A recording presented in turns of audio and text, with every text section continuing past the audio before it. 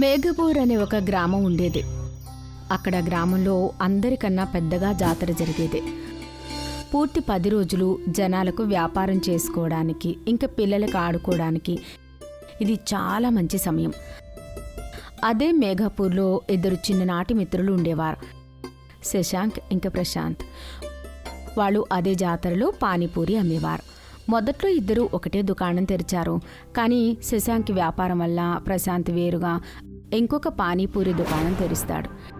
శశాంక్ ఎప్పుడూ ప్రశాంత్ని చూసి కుళ్ళుకునేవాడు. కానీ ప్రశాంత్ వ్యాపారం మాత్రం బాగా నడిచేది. ఎందుకంటే అతను నిజాయితీ గల వ్యక్తి కాబట్టే. అరే, వచ్చే వారం జాతర మొదలవుతుంది. శశాంక్, నువ్వు అసలు ఏం చేయాలనుకుంటున్నావు? ఏమైనా డబ్బులు సంపాదించాలనుకుంటున్నావా లేదా? నా పేరు శశాంక్. నేను ఎలాగైనా డబ్బులు సంపాదించగలను. చూడండి నేను ఏం చేస్తానో. అరే, నువ్వు ఎప్పుడు ఇలానే అంటుంటావు. కానీ నీకంటే మన మిత్రుడు డబ్బులు ఎక్కువ సంపాదిస్తాడు. సరిగ్గా చెప్పావునా? ప్రశాంత్ నిజాయితీని చూసి అందరూ అక్కడికే వెళ్తారు. అరే, ఆ పిచ్చోడి గురించి నేను చూసుకుంటాను.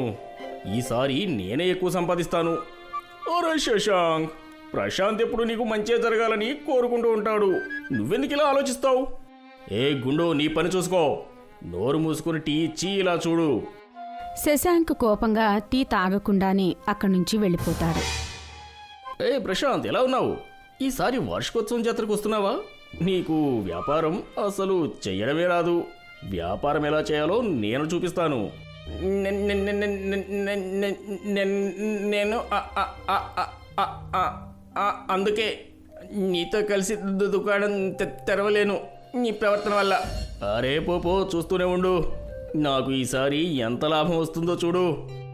జాతరలో మొదటి రోజు శశాంక్ అతని పానీపూరి దుకాణం తెరుస్తాడు. ఇంకా ప్రశాంత్ నలుపు పానీపూరి దుకాణం తెరుస్తాడు. ప్రశాంత్ నలుపు పానీపూరి గురించి జనాలు కొత్తగా వింటున్నారు. అందుకే మొదటి రోజే అతని దుకాణంలో బాగా వ్యాపారం జరుగుతుంది. జనాలు ప్రశాంత్ దుకాణం చుట్టూ గుంపు కడతారు. అరే ప్రశాంతనా, నువ్వు కొత్తగా ఏదో అమ్ముతున్నావని విన్నాను. నల్లని పానీపూరి, మాకు దాని రుచి చూపించు. చూస్తున్నావు కదా నా పొట్ట, నేను 4 ప్లేట్లు తినందే లేగను. ఇక ఇంటి సంగతి తర్వాత చూసుకుందాం. ఇప్పుడే తీసుకోండి, నేను ఇప్పుడే ఇచ్చేస్తాను. నేను కేవలం మంచి సామాన్లు మాత్రమే వాడతాను, అందుకే నలుపు పానీపూరి అమ్ముడవుతుంది. శశాంక్ ప్రశాంత్ దుకాణాన్ని చూసి బాగా ఈర్ష్యపడి మొదటి రోజే అతని దుకాణాన్ని మూసేసి అక్కడి నుంచి వెళ్ళిపోతాడు. అరే, నేను కూడా నలుపు పానీపూరి అమ్మితేనే బాగుంటుంది. దానివల్లనే నాకు కూడా ఎక్కువ లాభం వస్తుంది. ఏమైంది బాబూ?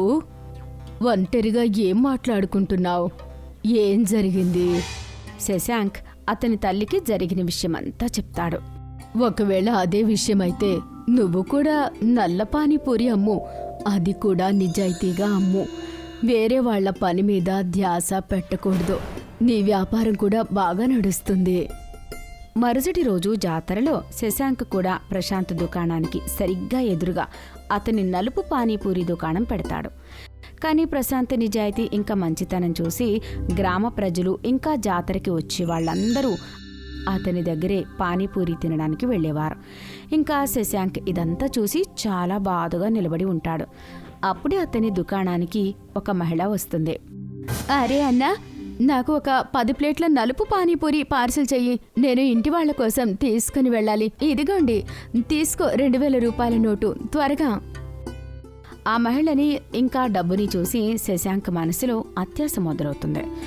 ఇంకా అతని కళ్ళు మెరుస్తాయి. అరే, ఇప్పుడే ఇస్తాను. నేను మీ పార్సిల్ని తయారు చేసేదాకా మీరు ప్రశాంతంగా అక్కడ కూర్చోండి. హాహా, త్వరగా చెయ్యి, నేను త్వరగా ఇంటికి వెళ్ళాలి. శశాంక్ తనకి పానీపూరి పార్సిల్ చేసి ఇస్తాడు. అరే, నా దగ్గర చిల్లర లేవు. మీరు జాతర అయిపోయాక నా దగ్గరికి వచ్చేసి చిల్లర తీసుకెళ్ళండి. అప్పుడు నేను మీకు చిల్లర ఇచ్చేస్తాను. సరే సరే, కానీ ఖచ్చితంగా ఇవ్వాలి. మంచిదైంది. కనీసం శశాంక్ షాప్ దగ్గరికి జనాలు రావటం మొదలైంది. అయినా కూడా ప్రశాంత్ దుకాణం ముందే చాలా మంది జనాలు ఉండేవారు. శశాంక్ ఇదంతా చూసి ఓర్చుకోలేక ప్రశాంత్ పానీపూరిలో ఏదైనా కలపాలి అని ఆలోచిస్తాడు. ప్రశాంత్ పానీపూరిలో శశాంక్ ఎలకల మందు కలపాలి అని ఆలోచిస్తాడు. అరే ఈ ప్రశాంత్ దుకాణాన్ని వదిలిపెట్టి ఎక్కడికైనా వెళ్ళిపోవాలి. నేను వాడికి సరైన బుద్ధి చెప్తాను. భలే ఉంటుంది. అయితే నా పైసలు ఇవ్వు. నువ్వు చిల్లర తీసుకుని వచ్చామా లేదా? ఏ డబ్బులు? అసలు నువ్వెవరో నాకు తెలీదు. అరే ఉదయాన్నే నేను పానీపూరి పార్సల్ తీసుకుని వెళ్ళాను కదా, 2000 రూపాయల నోటు కూడా ఇచ్చాను. అయినా నువ్వెవరో నాకు తెలీదు. వెళ్ళెక్కడి నుంచి. నా సమయాన్ని వృధా చేయకు. వెళ్ళా. శశాంక్ కళ్ళు ప్రశాంత్ దుకాణం పైన పడతాయి. అతను అతని దుకాణాన్ని తెరిచి ఉంచి ఎక్కడికో వెళ్తూ ఉంటాడు. అన్నా నువ్వు నా దుకాణాన్ని ఇంకాస్త చూస్తూ ఉండు. నేను బయటికి వెళ్ళొస్తాను. ప్రశాంత్ అన్నా, నువ్వు కంగారు పడుకు, నేను చూస్తూ ఉంటాను. నువ్వు హాయిగా వెళ్ళిరా. ప్రశాంత్ పక్కకు వెళ్ళగానే అవకాశం చూసుకుని శశాంక్ అతని దుకాణం దగ్గరికి వచ్చి అతని పానీపూరిలో ఎలుకల మందు కలుపుతూ ఉంటాడు. అప్పుడే బొమ్మల దుకాణం అతను అతన్ని ఆపుతాడు. అరే నువ్వు ఎక్కడికి వస్తున్నావు? ప్రశాంత్ అన్న షాప్లోని లేడు, వెళ్ళు.